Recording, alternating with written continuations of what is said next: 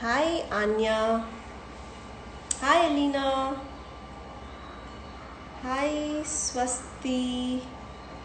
Hi Pehel. Hi Kia. Hi Navya.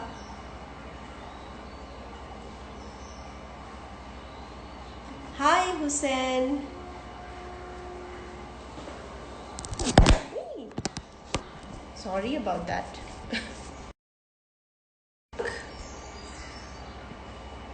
Hi Amina. Okay, so like always, we're going to wait for a few seconds and wait till our friends join in. Yeah, and then we'll start today's story. I hope you remember who is the author for who was the author for yesterday's story that we read yesterday, Up and Down. It was written by Oliver Jeffers, and he's also made the illustrations. And today I have another book for you, which is not entirely by Oliver Jeffers, but I'll share more in a bit. Hi Nishka.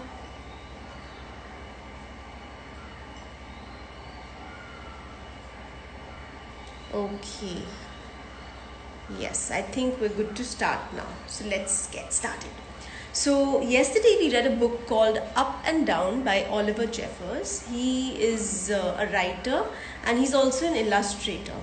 And today I've got a book for you which I really love. Okay, it's one of my favorite books. It's called The Day the Crayons Quit.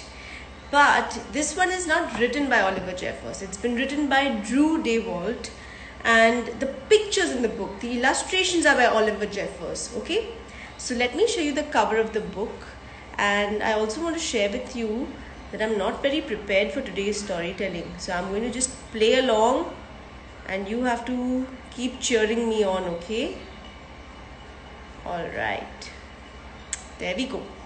So that's the cover of the book called The Day the Crayons Quit by Drew Daywalt and pictures by Oliver Jeffers.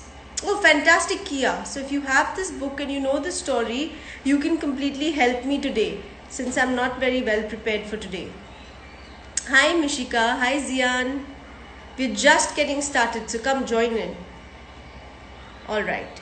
So I've told you that often when people write books, they dedicate the book to somebody, right? We've been talking about that last few sessions. And likewise in this case, since the book has been written by one person and the pictures are made by another, both of them have made their dedications. The author of the book, Drew Daywalt, has dedicated it to Marichelle, Abigail and Reese, and Oliver Jeffers has dedicated it to Yvonne. And I have a feeling, like the book says, hi Sia, like the book says, The Day the Crayons Quit. It seems like this story is about a bunch of crayons from a crayon box that belonged to a boy named Duncan. So one day in class, Duncan went to take out his crayons and found a stack of letters with his name on them. Wow, those are a lot of letters. I wonder who's been writing to him. Let's find out. So he opened the first letter, and when he opened the first letter, he noticed that it was written with a red crayon. Ooh, do you think that the red crayon has written a letter to Duncan? Let's find out. This is what the letter read, okay? Hey Duncan, it's me, Red Crayon. We need to talk. You make me work harder than any of your other crayons. All year long, I wear myself out coloring fire engines, apples, strawberries, and everything else that's red. I even work on holidays. I have to color all the Santas at Christmas and all the hearts on Valentine's Day.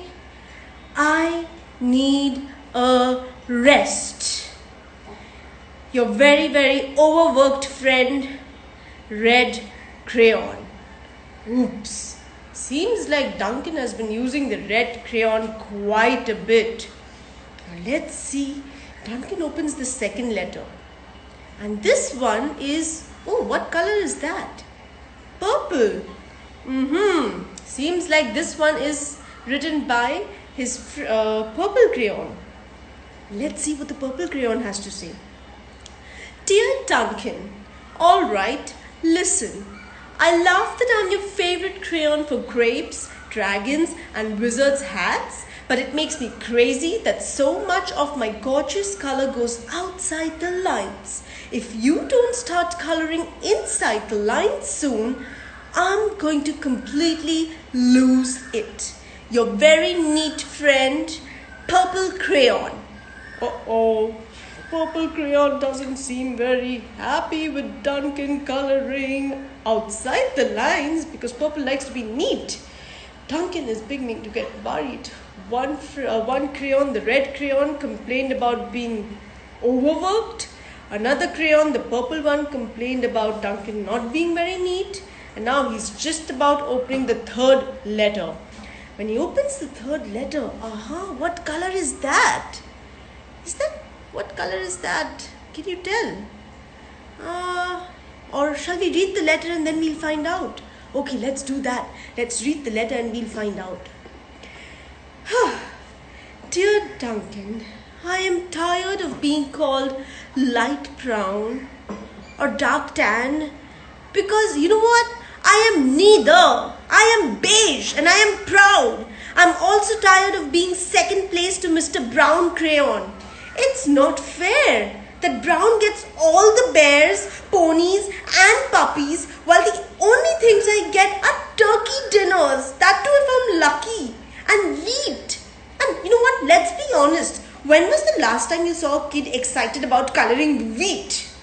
Your beige friend, beige crayon, okay? Did you get that? Your beige friend, beige crayon, not light brown, not dark tan.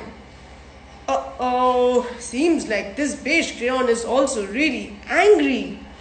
Duncan very, very carefully opens the fourth letter. Whoa, seems like that's grey color. And let's see what grey color has to say. Duncan, grey crayon here. You know what? You're killing me.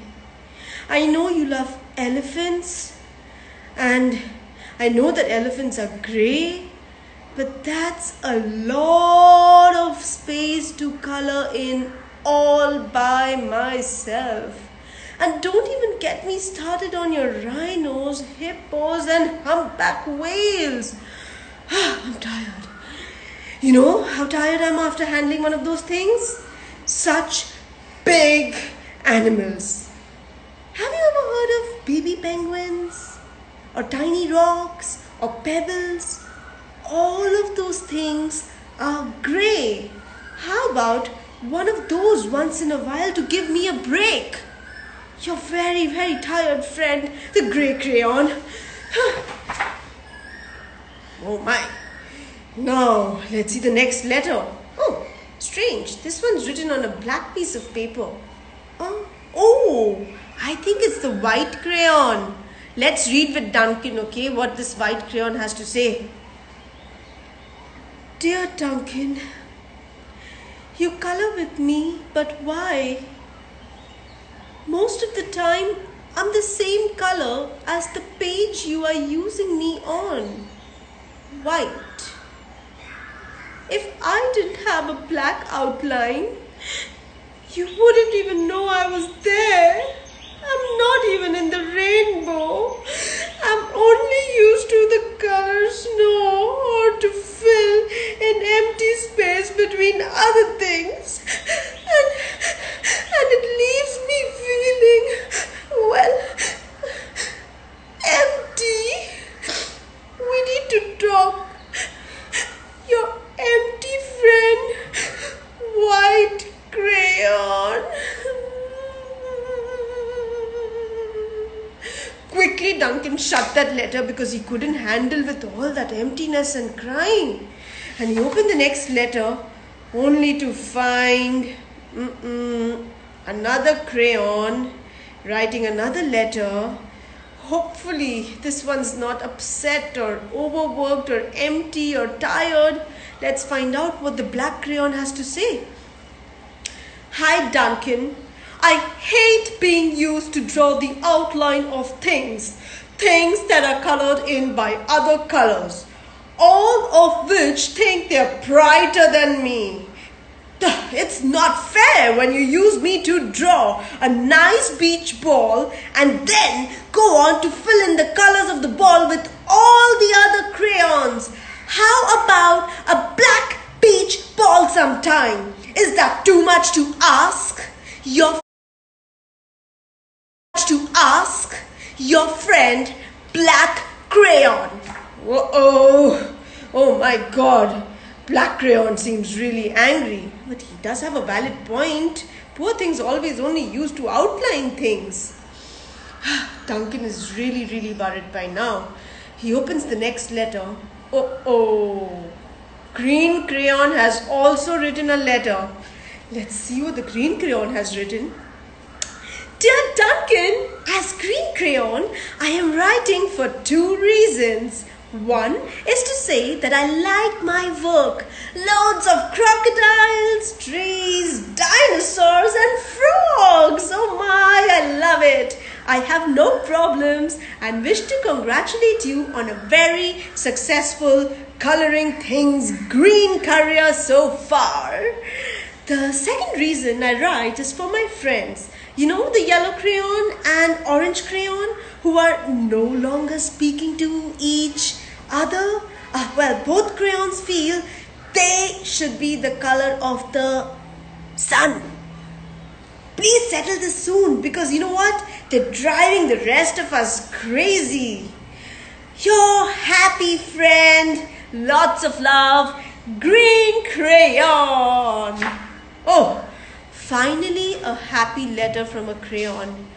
Duncan is now a little bit relieved, but the green crayon did mention there's some tension between the yellow and orange crayon. And now Duncan is a little stressed about opening up the next letter because it could be from the yellow crayon or the orange crayon. So he opens up the letter and it is from the yellow crayon. Let's see what the yellow crayon has to say. Dear Duncan, yellow crayon here. I need you to tell orange crayon that I am the color of the sun.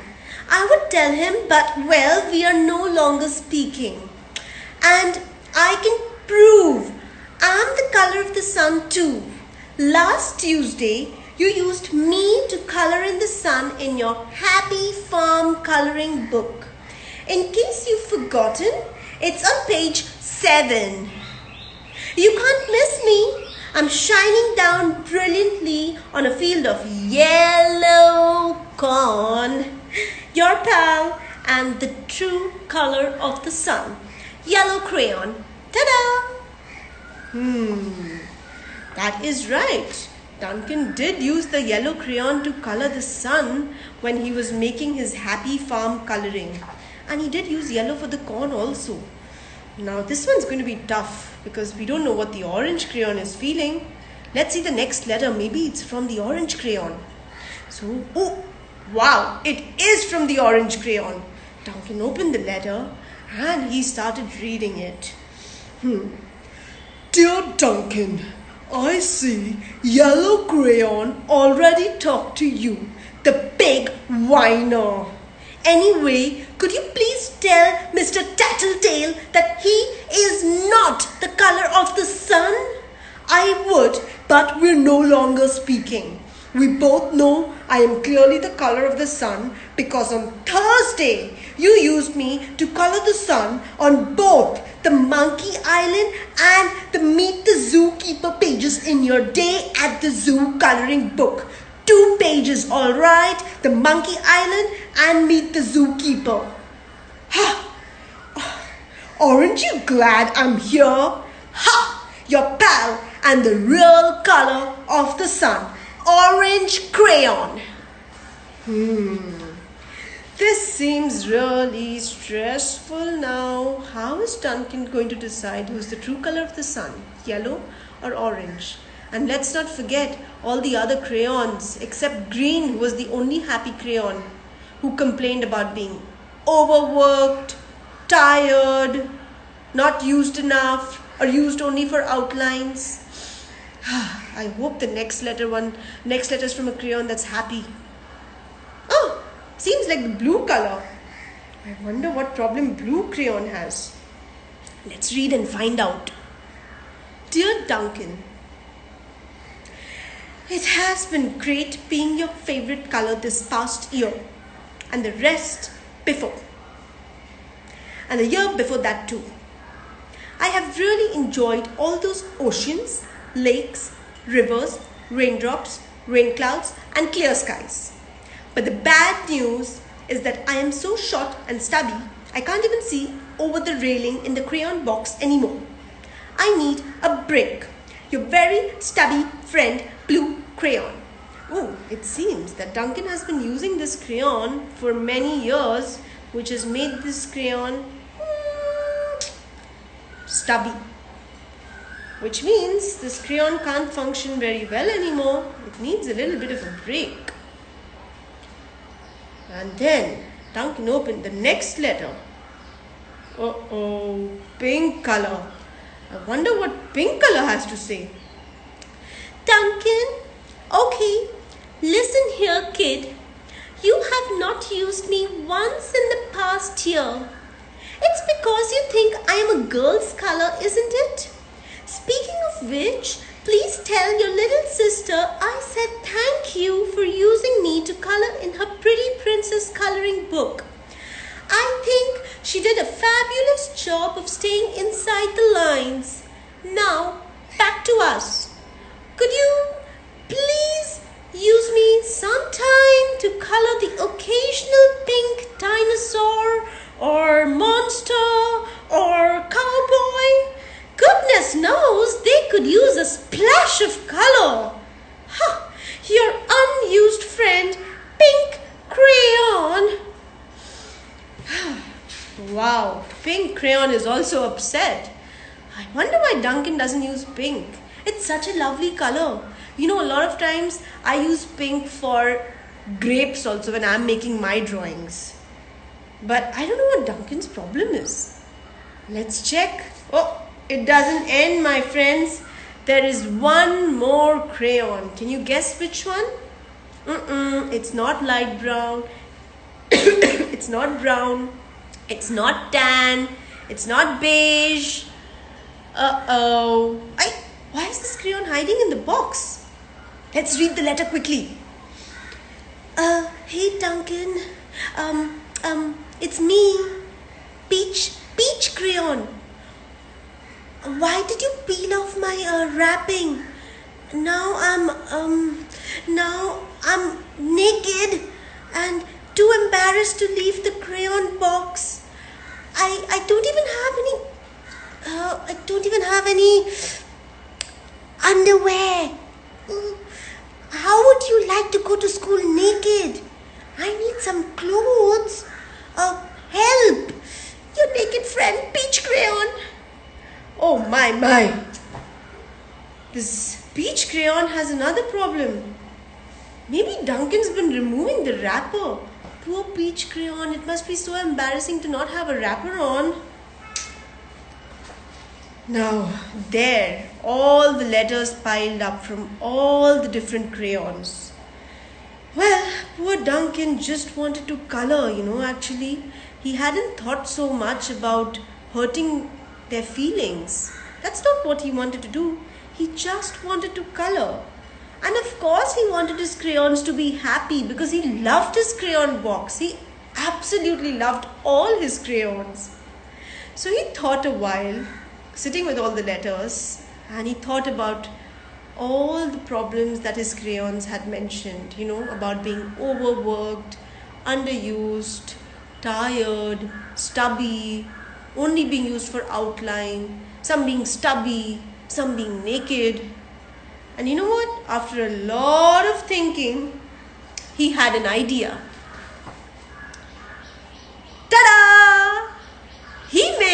a really big picture, okay? And then he drew a lot of things and he colored them all. And if you look closely, this time he used the black crayon for the rainbow. He used a flying purple dinosaur with a purple outline. And look at that! There's also another pink creature on a boat. And look at that! Santa's hat is a mix of orange, black, white. Wow! He made a wonderful picture, and this time he used any color he pleased. Oh, there's a green cloud with brown raindrops. Wow! And a hippo inside the bus. Wow! And he also used a white crayon to make some creatures. This is beautiful. He made some green water. And you know what? He settled the problem between the yellow and orange sun too. Because he made an orange sun, but he made a yellow sky. So both get to light up the picture. What a fantastic idea! And when he showed this beautiful drawing and picture and coloring to his teacher, she gave him a good work sticker for coloring. And not just that, he even got a gold star for his creativity. Because you know what it means to be creative? It means to think differently. So if you know that the banana is yellow from outside or green from outside, maybe you can think something different, like a pink banana or a blue banana. I don't know, you can think up so many things differently.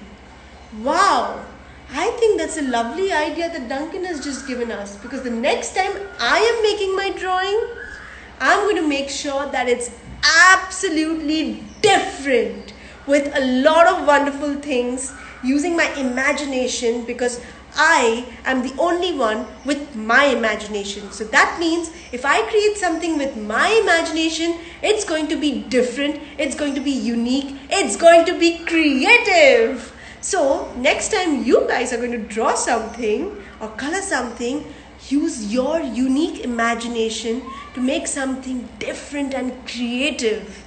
And that way, even your crayons in your crayon box will stay happy. And you'll never find letters of complaints from them.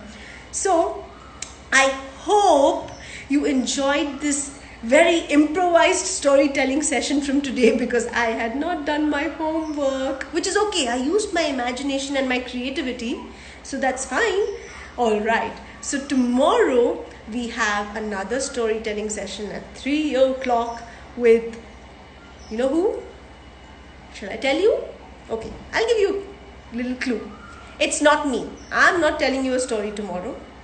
It's somebody's nani or dadi, and she has a very old story. A story that probably your mummy, daddy and me, when we were tiny babies, we used to listen to. Okay, so she's bringing a story for you, and she's very excited to meet all of you. And I've told her a lot about all of you. I've told her some of your names, whoever's been coming regularly. So she knows some of your names. So she's very excited, and she has never ever done this on Instagram before. So you have to be really nice and cheer for her, clap for her, and say, "You're doing a fantastic job, Granny." Okay, and keep showing her thumbs up and a lot of hearts for her, so that she is excited to share this story with you even more. And day after tomorrow is our Zentangle workshop at 3 in the afternoon. Some of you have done this before. It's mainly for grown-ups. Children can join in too. Rashmi has planned something very lovely this time, and she's told me not to tell you what. So I'm only going to say it's a Zentangle workshop, and it's going to be held on Rashmi's handle. I will share all the details with you with an Insta story, an update. So just stay tuned for these things. All right, bye and thank you for all the love for today's story. See you.